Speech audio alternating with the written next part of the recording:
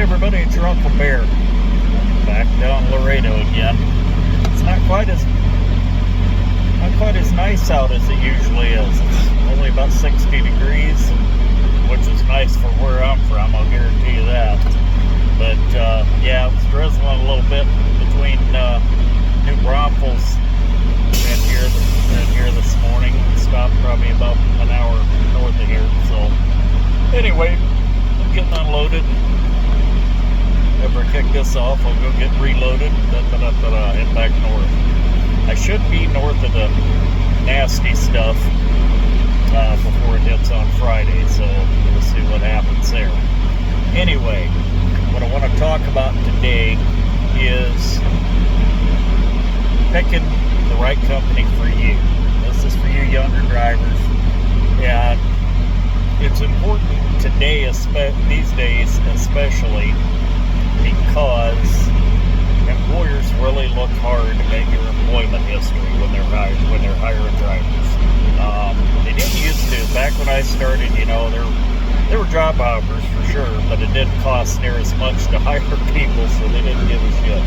If you made them some money while you were there and you left in 2 months, fine. But nowadays, when you figure the pre-employment drug screen, running a PSP, a background check, an MVR, all that shit costs money.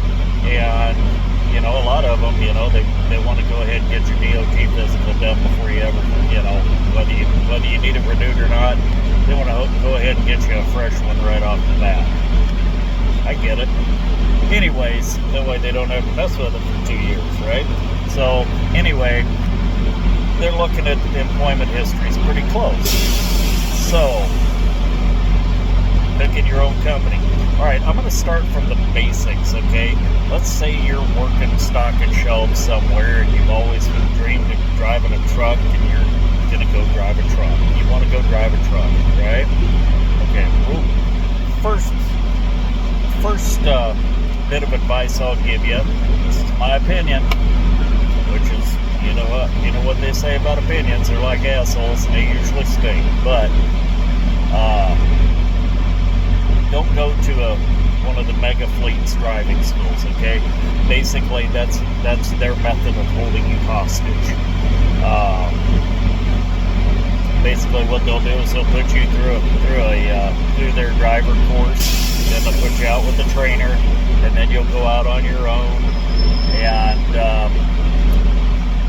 if you decide you want to leave before the allotted amount of time that they tell you have to stay there, they will put a lien on you or charge you $8,000 for their driving school. That's going to keep you there for whatever amount of time they see fit. Life's too short to stay somewhere where you're not happy. That's my motto. So do what I did. There's a lot of vocational technical schools out there that have truck driving courses. There's actually one, Lake Area Technical Institute up in Watertown, South Dakota. One of my sons was looking at that a few years ago. They have a course where they'll teach you how to drive truck, and they have a CDL course, but also they teach you how to operate heavy equipment on top of it. So, to me, somebody just getting into the industry, I think that is a win-win, because if you decide you don't like driving truck, you can go operate heavy machinery. There's construction everywhere. You can get a construction job anywhere you are. So, that might be another something else to think about. And I'm sure there's other schools that might offer that also. But go out, when I first started driving, and don't listen to these drivers that tell you, the only way to go is if you jump into a truck, and just go down the road. Those days are over. Those days were over back in 1989 when I went through truck driving school. If you were under 23 years old, number one, the insurance companies wouldn't cover you. Secondly, if you didn't have verifiable experience, nobody would hire you. And I had experience, just not verifiable. So basically, I at that time, and this is, like I say, this is 1989. My tuition was $961 for an 8-week course. I answered an ad in the paper, a job fair for a trucking company, and they put me out with a trainer for 6 weeks after I graduated from the truck driving school. But yeah, I took a student loan out, $961, plus there was a mom and pop motel there, and I got enough of the student loan to cover 8 weeks in this motel and food for that 8 weeks. And there, I went out with their trainer for 6 weeks, and then went out on my own. And that was my foot in the door for trucking. So, of course, I had to pay my student loan off, which, you know, by any standards, it wasn't all that hard to do. But anyway, that's the way I would do that. Now, finding the right company for you, no matter what stage of the game you are. Where do you like to run? One good thing is when you go in to talk to or call a company or whatever. I've always preferred companies that are under 50 trucks. If I have an issue, if the company is under 50 trucks, more often than not, you can walk into the owner's office and sit across the desk from him and say, "Hey, we got something we need to talk about." If you can't correct it, then it doesn't work, you know? But that's what I've always done, is try to stay under 50 trucks. And then one good rule of thumb is when you're talking to them, what do they ask you that what you're looking for? You know, where don't you? I had one gal. I walked into her office. She said, "Where don't you want to run? How often do you want to be home?" I told her I did not want to run north or east of Pennsylvania, and I did not want to run west of the Dakotas during the winter time. I said I'd like to be home every other weekend. She had me home. I would leave on a Monday, and 12 days later on a Friday, I was home. I ran out west all the time during the spring and summer and fall, and then, you know, when the chain laws went up, I quit going that way. Or when the season that you have to carry chains, when that came up in the fall, that's when I quit going that way. So anyway, but yeah, like I say, you want to look for a company that's going to adhere to you, and look for reviews online. I'm sure there's reviews for companies, you know, telling you, hey, you know what, these guys talk a good game, but you know what, they didn't get me home when I wanted to. They ran me places that I didn't want to run. I was just miserable when I drove there. You know, pay attention to what other drivers tell you, but also realize that there's two sides to every story.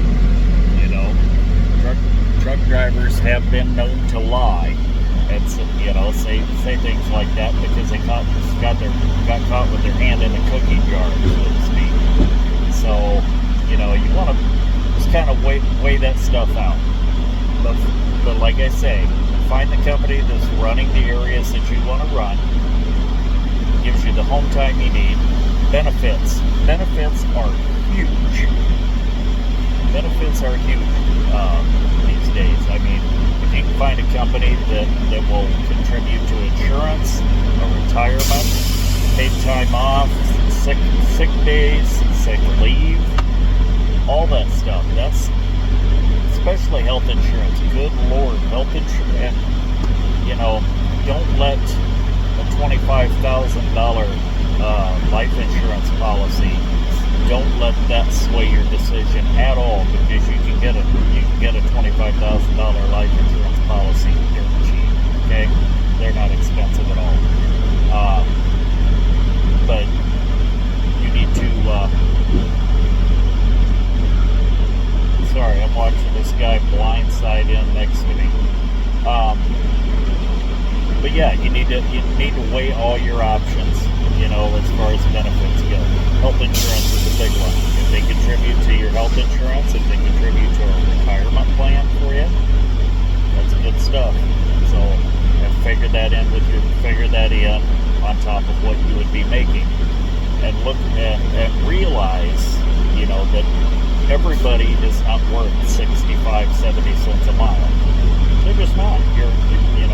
If you don't have a whole lot of experience, you go to work for them for 50, 55 cents a mile, maybe 60, and then let them see how you do.